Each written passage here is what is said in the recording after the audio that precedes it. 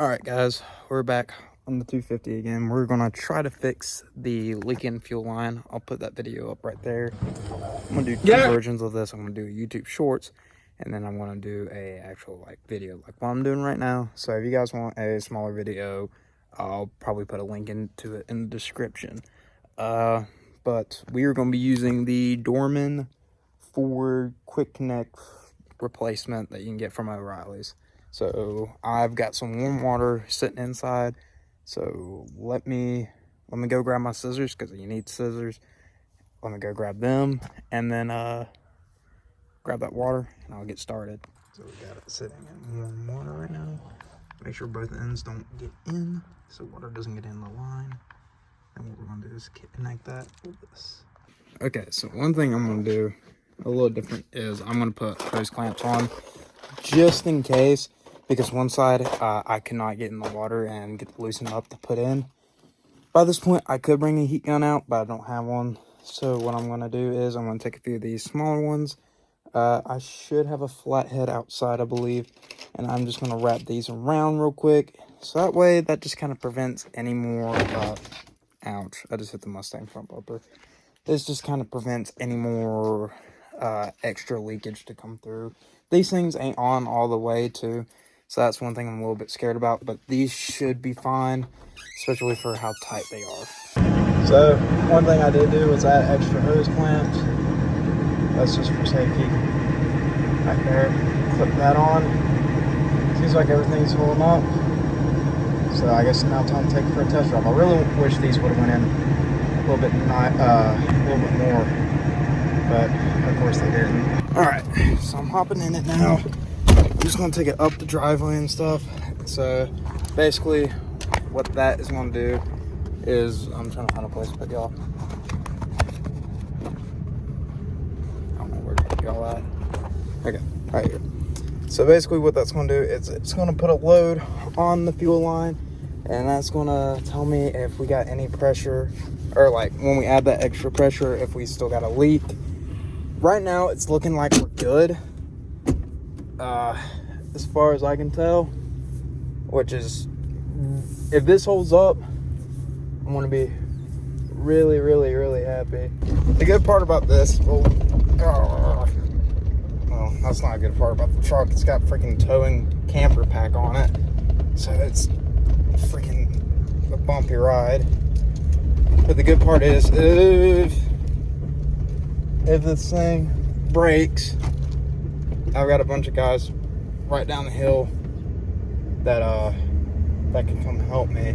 It doesn't seem to be spitting, sputtering.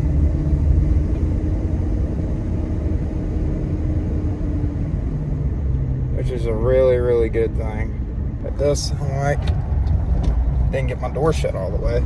Alright. So what I'm gonna do is I'm gonna put this thing in park. Hopefully it doesn't wander away. Pull the window down. I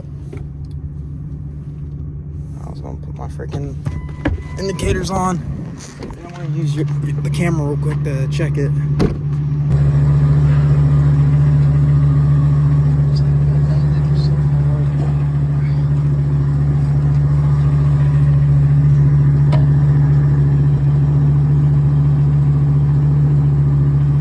Looks like it's going. So it does look like it's gonna hold, which is a good thing.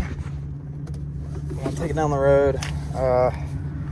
We're gonna take it down here real quick to a U-turn, or not U-turn, a roundabout, and I'm gonna turn around. When I'm coming up through here, I'm just gonna give it a little bit of gas, especially since, oh no, I was mistaken. Engine temp's not up yet. I was looking at something else, but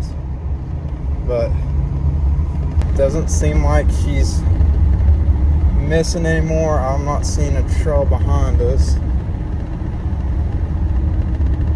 which is really good. I don't hear any popping or like water noises, I guess you can say. Dang.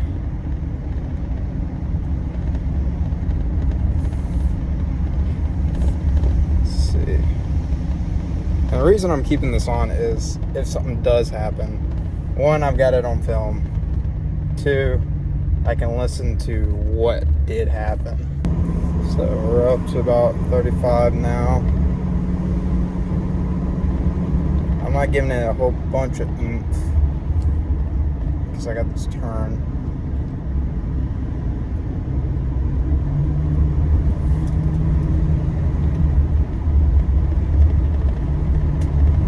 Guy in a Tesla. What a weirdo.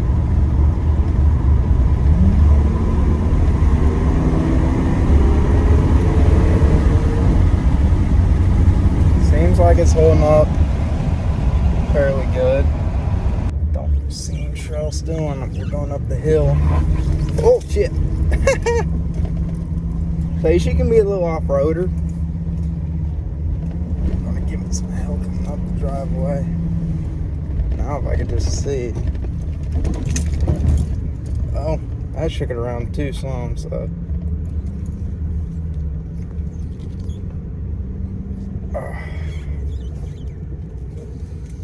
Alright, put her in park and let's go check it out.